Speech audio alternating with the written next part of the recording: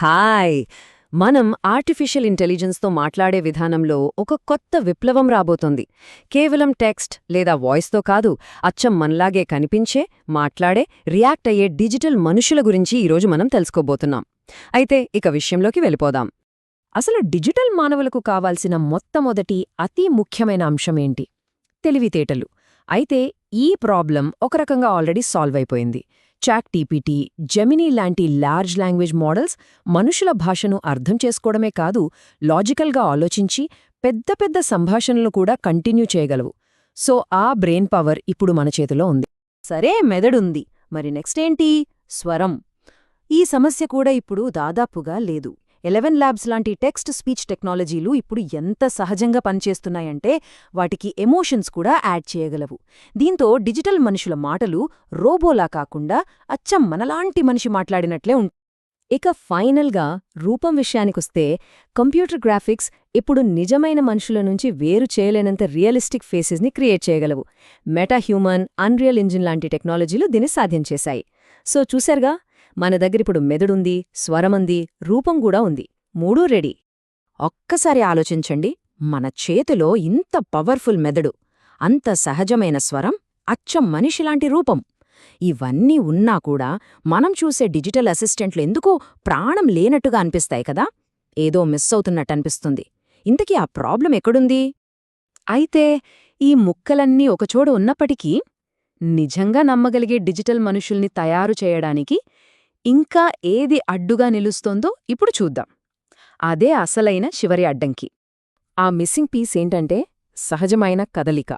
అంటే మనం మాట్లాడేటప్పుడు తెలియకుండానే చేతులు కదుపుతాం, తల ఊపుతాం, ఎక్స్ప్రెషన్స్ ఇస్తాం కదా.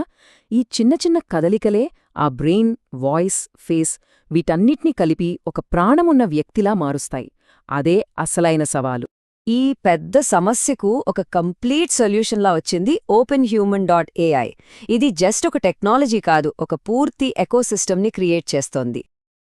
సింపుల్గా చెప్పాలంటే OpenHuman.ai అనేది డిజిటల్ మనుషుల కోసం ఒక యాప్ స్టోర్ అన్నమాట. ఇక్కడ క్రియేటర్స్ ఏమో వాళ్ళ డిజిటల్ హ్యూమన్స్ని తయారు చేసి అమ్ముతారు. మనలాంటి యూజర్స్ ఏమో వాటిని కొనుక్కుని మన ఫోన్, ల్యాప్టాప్, స్మార్ట్ మిర్రర్ ఇలా ఏ డివైస్లో అయినా వాడుకోవచ్చు. వీళ్ల బిజినెస్ మోడల్ చాలా ఇంట్రెస్టింగ్, క్రియేటర్స్ని ఎంకరేజ్ చేసేలా ఉంది.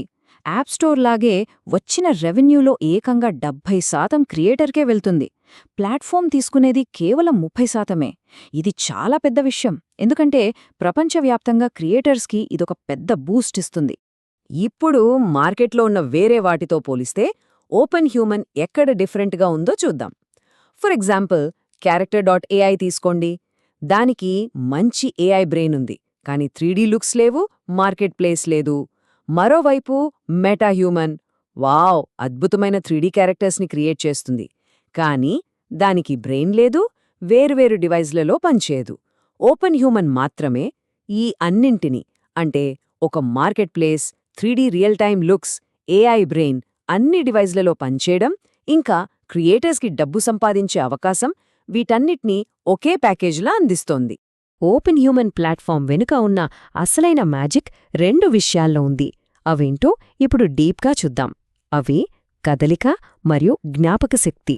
మొదటిది ఏఐ మోషన్ సింథసిస్. ఇది ఎలా పనిచేస్తుందంటే, వేల గంటల పాటు మనుషులు మాట్లాడుకుంటున్న వీడియోలని ఈ ఏఐకి ఫీడ్ చేశారు. దాంతో మాటలకి, ఎమోషన్స్కి, బాడీ మూవ్మెంట్స్కి మధ్య ఉన్న కనెక్షన్ని ఇది నేర్చుకుంది. దీని రిజల్ట్ ఏంటంటే, ఇది టెక్స్ట్, ఆడియో, ఎమోషన్ని బట్టి సహజమైన హావభావాలని అది రియల్ టైంలో 50 మిల్లీసెకండ్ల కన్నా తక్కువ టైంలో జనరేట్ చేస్తుంది. అసలైన జీవం పోసేది ఇదే. ఇప్పుడు మనం చూడబోయేది రెండో, బహుశా అన్నిటికన్నా ముఖ్యమైన ఫీచర్. ఈ ఒక్క వాక్యం దాన్ని పర్ఫెక్ట్గా చెప్తుంది. ఓకే అసిస్టెంట్, మీరు వెళ్ళిన ప్రతి చోట.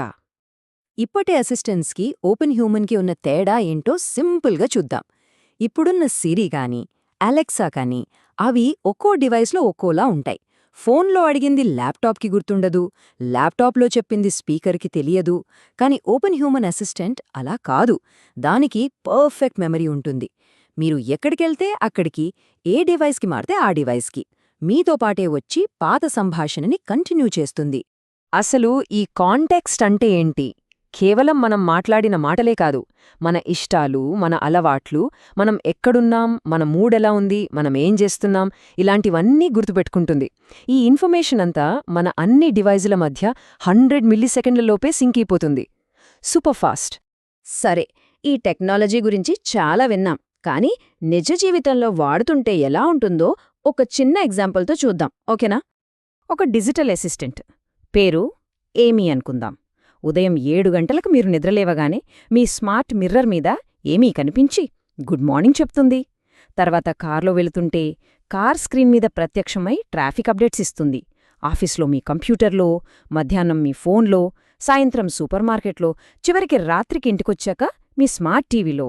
రోజంతా ఒకే ఏమీ, అదే సంభాషణ, ఎక్కడా బ్రేక్ లేకుండా కంటిన్యూ అవుతుంది. సో ఈ ఏమీ ఎగ్జాంపుల్లో హైలైట్స్ ఏంటి? ఒకే అసిస్టెంట్ దాదాపు 7 కంటే ఎక్కువ డివైజులలో కనిపించింది. సంభాషణ ఎక్కడా ఆగలేదు, కంటిన్యూయస్గా జరిగింది. మనం ఎక్కడున్నామో దానికి తెలుసు, కాబట్టి దానికి తగ్గ సలహాలు ఇచ్చింది. ఇంకా ఒక డివైజ్ నుంచి ఇంకో డివైజ్కి మారడానికి 2 సెకండ్ల కన్నా తక్కువ టైం పట్టింది. ఎంత సీమ్లెస్గా ఉందో కదా! ఇది కేవలం ఒక కొత్త ప్రోడక్ట్ కాదు, మనం టెక్నాలజీతో ఇంటరాక్ట్ అయ్యే విధానాన్ని ఇది మార్చేబోతోంది. దీని వెనక ఉన్న పెద్ద విజన్ ఏంటో చూద్దాం.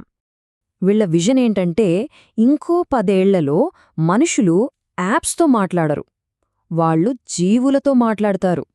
అంటే మనమిప్పుడు వాడుతున్న యాప్స్ బదులు మనతో ఉండే, మనల్ని అర్థం చేసుకునే ఏఐ పర్సనాలిటీస్తో రిలేషన్షిప్స్ బిల్డ్ చేసుకుంటాం. ఇది కేవలం ఒక టూల్ కాదు, ఒక కంపానియన్గా మారబోతోంది. ఈ విశ్లేషణను ఒక చిన్న ప్రశ్నతో ముగిద్దాం. ఒక్కసారి ఊహించుకోండి, ఒక అసిస్టెంట్కి మీ గురించి అన్నీ తెలుసు. మీ ప్రతి జ్ఞాపకం, మీ ప్రతి ఇష్టం, అది మీతోనే ఎప్పుడూ ఎక్కడైనా ఉంటే మీరు దాన్ని అడిగే మొట్టమొదటి ప్రశ్న ఏమై ఉంటుంది? ఆలోచించండి.